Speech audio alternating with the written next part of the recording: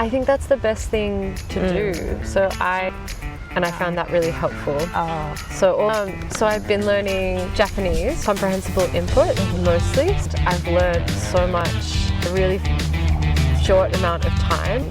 I think it was a really quick way to do it, and it was a really fun way to do it. All right, so guys, I'm on my way to meet up with a YouTuber who's living in Australia, who has an English channel. I happened to find her YouTube channel and her videos last month, and I was planning to come to Melbourne, so I reached out to her and I sent her email, and she responded. We're just gonna have a good time. So I ordered this matcha latte with soy milk.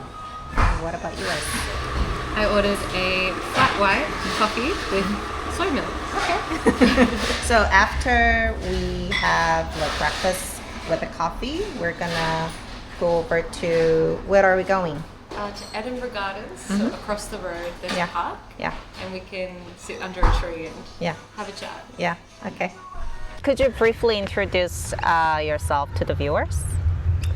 Sure. Yeah, and what you do? Sure. Yeah. Hi, I'm Lauren. My name is Lauren, and I make comprehensible input videos for people who want to learn English on YouTube, and I'm also a photographer and a videographer. And I live in Melbourne. Nice, yeah. So you live in Melbourne. I do. And how long have you been living in Melbourne? I've lived in Melbourne my whole life. Your whole Victoria, life. So the state of Victoria, my whole life. But I lived, in the outer suburbs, so quite far away, not near the city. And then the last 8 years, I've lived in the city area, which is really nice. Yeah, that's nice. So what made you start your YouTube channel? So I've been learning Japanese for maybe a year and a half through comprehensible input mostly. So I use a textbook on my own, but the thing that I have done every day is I've been watching comprehensible input videos, and I've learned so much in a really short amount of time. I've been able to kind of get to maybe N4 level in Japanese. So I think it was a really quick way to do it, and it was a really fun way to do it. I'm still learning a lot, and I'm very slow when I talk, but it really helped me listen and understand hearing another language, and then also how it should sound. So when I watch the videos, I'll listen and repeat it back, and I found that really helpful. So all of that, I got really interested in comprehensible input, and so I wanted to make that resource for people learning English, and particularly people who want to come to Australia and Melbourne, and so I just started it, but I hope it's helpful.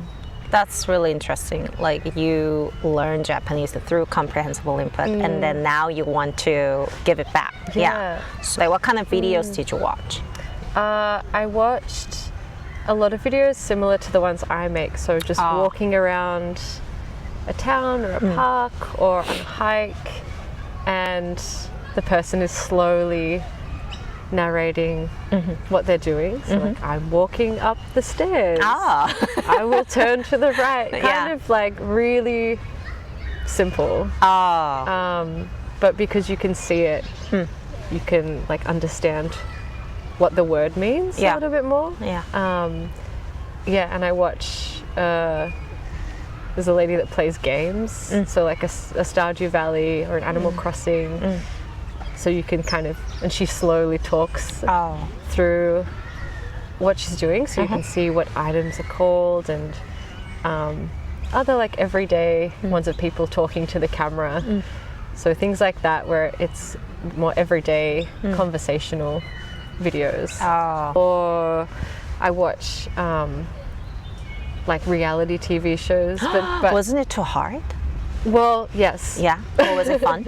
Yeah, I don't know so much of what they're saying, but I know maybe 5% of what they're saying.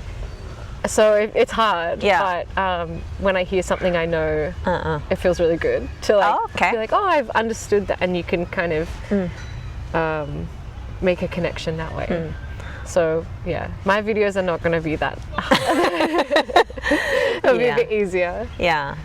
Are you like interested in like games and stuff? That's why you chose the video?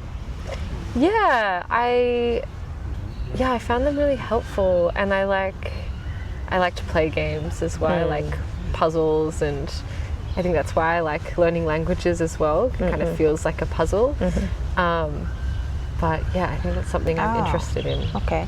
Because like some people, they are interested in learning languages itself, but some people are interested in like different like a topics, for example, games or cosmetics, and then they try to watch videos related to the topics. Yes, I think that's the best thing to do. So I am interested in nature and photography and art and cooking, so I would watch a lot of those kinds of videos, and then I would pick up a lot of that vocab rather than what the textbook said about. Usually the textbook is like, not fun. I am at school, Right. I have 4 people in my family, and I don't know how often I'm saying that day to day. But I think if you find topics that you're interested in, then you become more, it's more exciting to learn. Yeah. So in my videos, I want to take people around Melbourne and Australia and kind of, show them like what kind of fun things you can do, and maybe if they're interested in, hiking or nature or exploring the city, you can kind of learn those situations a bit better. Right. Yeah. What kind of input works best? Like podcast? Like we have a lot of options nowadays. Podcasts, real life conversations, or YouTube videos, movies, TV shows. What's your opinion on that? Oh, I think everything. Everything. Everything, as much as you can. I think videos are good for learning, so something a bit slower and a bit more comprehensible and like easy. It's like you're trying to learn, and then when you watch a movie, that's good to learn as well, but maybe you're not going to understand everything, and it's really quick and people are mumbling. Right. It's harder to listen, but I still think it's good. Anything you can hear is really good practice. And also, reality TV, because that's how people talk casually, and then saying it back as well. So a podcast. Saying it back.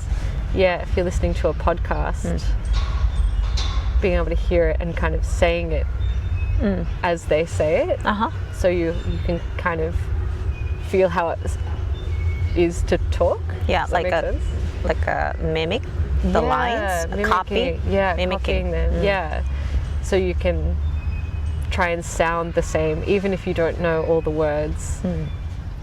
You're training yourself to speak. Say it. Yeah, the pronunciation and the rhythm. Yeah. Have you done it like when trying to like learn Japanese? Yeah, I do it a lot, and I think it made a big difference. Like I think that's something that my teacher noticed, that I had quite good pronunciation, even though I didn't know all the words or everything that she was saying. But it helps you have more confidence to say things, I think. And that's, with my videos, I hope that it's like slow enough that people can say it back as well, and kind of feel how it feels to speak. And also train their pronunciation, like improve their pronunciation and accent as well. What about you? Do you find that helpful? Yes, I think I did that when like trying to speak English, and I think I mean I find the technique very useful when trying to improve your pronunciation. Yeah, because some words in like American English or UK English or Australian English, it's the same word, but it sounds really different because of our accent. Yeah, like one of the things that I notice is that you guys don't say here, here. Here. Yes. No, here. Here. Here. Yeah. Like come here. Yes. Perfectly Australian. Really? Wow. Or like tea, like water. Oh, water. It was water. like water. Water. Water. Yeah. Whereas American is very like water. Yeah. Like they more fluid, but a T kind of sounds like a D. So I find that really like interesting. Yeah. Yes. So now I when I go to a coffee shop or when I go to a coffee shop in Australia now here, I try to mimic that sound. Yeah, to sound like an Australian. Like what do you say? I have it here. That's here. Here. Yeah. No. It's here. very like lazy. Yeah, like your jaw, like you just drop your jaw. Here. Yeah. So speaking of input, some learners feel a little guilty when they're just listening. No. What would you say to them? Because I think a lot of people, they were taught to study the language, so if they don't study, they feel like they're not doing anything. So I've been running study groups for like a year, like I said, and many of them they kind of feel a little confused at first because they feel like they have to study a lot. I think that's so interesting because it sounds like they're all hard workers. Yeah. Which is so good. You need to be motivated. But it's hard to describe. Like that is studying. Yeah, like to listen to something that is studying. It feels like they have to. If it's not hard work, it's not learning. But I guess from my perspective, listening to a podcast is studying. Is studying. Yeah. Even if doesn't feel like you're doing much, even 10 minutes each day is helpful. Like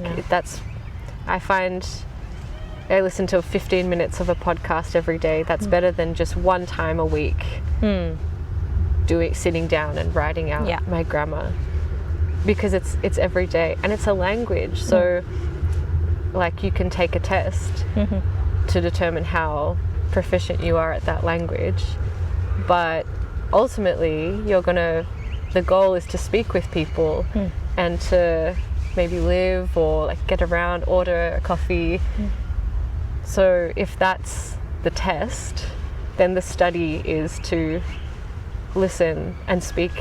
Does that make sense? Yeah, it's just changing the idea of what it means to study.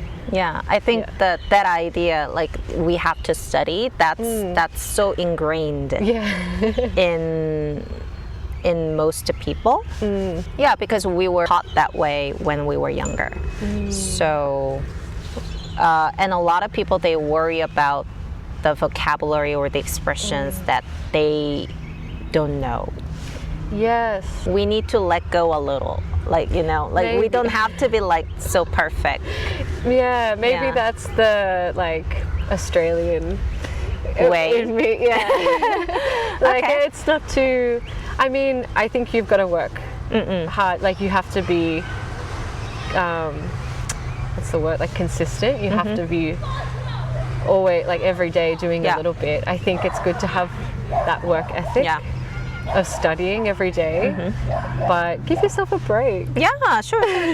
And if you don't know some certain expressions or words, But if you continue to listen and to be exposed to the language, they will come to you naturally. Yeah. So I think you don't really need to worry so much about the things that you don't know. Yes. Yeah, but just focus more on the things that you know, and then slowly, gradually, you can expand.